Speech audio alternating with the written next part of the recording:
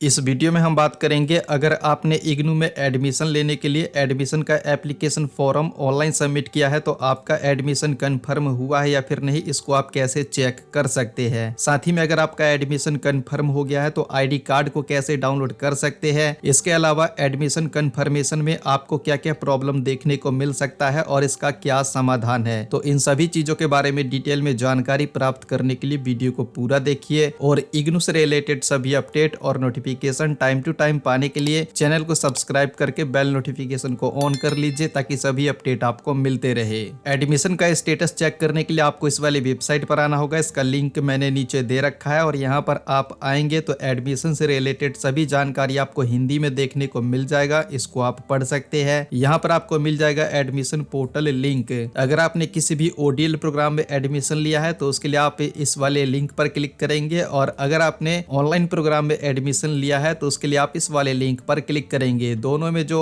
Admission का status check करने का तरीका है वो सेम है। जैसे कि मैं यहाँ ओडीएल पर क्लिक करता हूँ तो इस तरीके से वेबसाइट ओपन हो जाएगा। एडमिशन का स्टेटस चेक करने के लिए आपको अपने अकाउंट में लॉगिन करना होगा, जिसके लिए जो आपने यूजर नेम बनाया था वो यूजर नेम आप यहाँ पर डालेंगे और जो पासवर्ड आपने सेट किया था वो आप यहाँ पर डालेंगे और एक ऐसा वेरिफिकेशन कोड आएगा जिसे आप यहाँ पर सेम टू सेम लिखेंगे और यहाँ लॉगिन पर क्लिक करेंगे। अगर ये कोड समझ में नहीं आता है, इस पर क्लिक करेंगे तो ये चेंज हो जाएगा। अकाउंट में आप जैसे ही लॉगिन कर लेते हैं तो आपको इस तरीके से दिख जाएगा। यहाँ पर आपको मिल जाएगा माई एप्लीकेशन, इस पर आप क्लिक करेंगे तो इस तरीके से जो एडमिशन का समरी है वो ओपन होकर के आ जाएगा। यहाँ पर आपको एक कंट्रोल नंबर देखने को मिल जाएगा जिसे मैंने सिक्योरिटी के लिए हाइड कर दिया है और यहाँ पर आपको इनरोलमेंट नंबर का ऑप्शन शायद ना दिखे क्योंकि ये जब ही दिखता है जब आपका एडमिशन कंफर्म हो जाता है। यहाँ पर आप देखेंगे तो आपको मिल जाएगा एडमिशन स्टेटस। यहाँ पर आपको एडमिशन का स्टेटस दिखाया जाता है। अगर आपका एडमिशन कंफर्म हो जाता है तो यहाँ पर एडमिशन कंफर्म्ड लिखा हुआ आ जाता है और जब आपका एडमिशन कंफर्म हो जाता है उसके बाद ही यहाँ पर आईडी कार्ड डाउनलोड करने का भी ऑप्शन आपको दिया जाता है। यहाँ ये जो डाउनलोड का ऑप्शन दिया गया इस पर आप क्लिक करेंगे तो आपका आईडी कार्ड डाउनलोड हो जाएगा।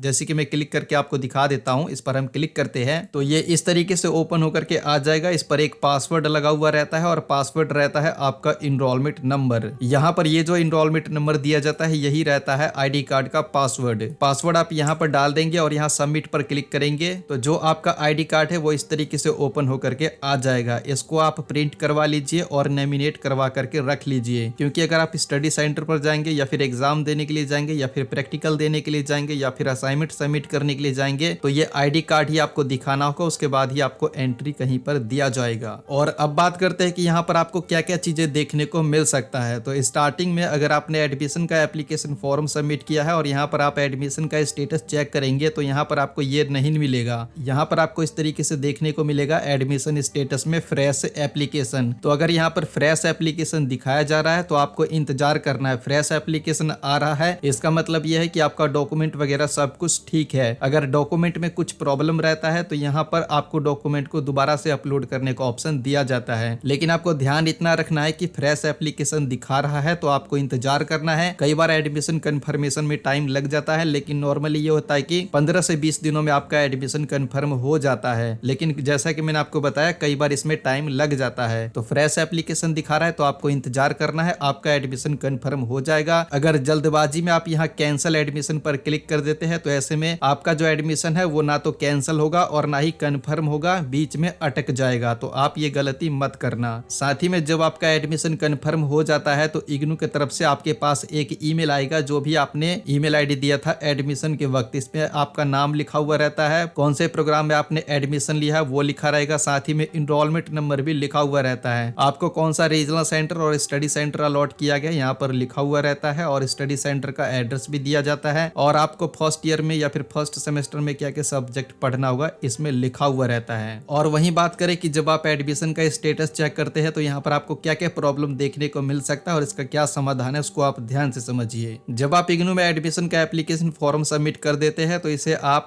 स्टेटस को टाइम टू टाइम चेक करते रहिए। अगर एडमिशन कंफर्मेशन में कुछ भी प्रॉब्लम आता है तो ये वाला ऑप्शन आप देख लीजिए, इसमें आपको दिखाया जाएगा कि आपके एडमिशन कंफर्मेशन में क्या प्रॉब्लम है। जो भी प्रॉब्लम रहता है यहाँ पर रीमार्क में बता दिया जाता है। जैसे कि इनका बताया गया है कि जो 12th क्लास का मार्कशीट है इन्हें जो है क्लियर अच्छे से स्कैन करके ओरिजिनल वाला फिर से अपलोड करना होगा। अगर आप डॉक्यूमेंट को ब्लर अपलोड कर देते हैं या फिर कोई गलत डॉक्यूमेंट अपलोड कर देते हैं, उसका क्वालिटी ठीक नहीं रहता है तो आपको दोबारा से अपलोड करने का ऑप्शन दिया जाता है। या फिर एडमिशन के दौरान अगर कोई डॉक्यूमेंट आप अपलोड करना भूल जाते हैं तो ऐसे में फिर से डॉक्यूमेंट री अपलोड करने का ऑप्शन आपको इसी वाले सेक्शन में दिया जाता है। तो यहाँ पर आप दोबारा से डॉक्यूमेंट को अपलोड कर सकते हैं। जो भी डॉक्यूमेंट में प्रॉब्लम रहता है उस डॉक्यूमेंट को फिर से स्कैन करके आपको अपलोड करना होता है। जैसे कि आप इनका भी देख सकते हैं, इन्होंने आधार कार्ड अपलोड नहीं किया था तो इन्हें जो है दोबारा से आधार कार्ड अपलोड करने के लिए बताया गया। और जब आप यहाँ पर जो भी डॉक्यूमेंट आपसे मांगा जाता है दोबारा से यानी कि री अपलोड करने के लिए बताया जाता है उसको आप अपलोड कर देते हैं तो फिर जो आपका एडमिशन है वो कंफर्म हो जाता है। और एडमिशन कंफर्मेशन में कुछ भी प्रॉब्लम रहता है तो उसका जो ईमेल है आपके पास सेंड कर दिया जाता है। और इग्नू में यह भी होता है कि अगर आप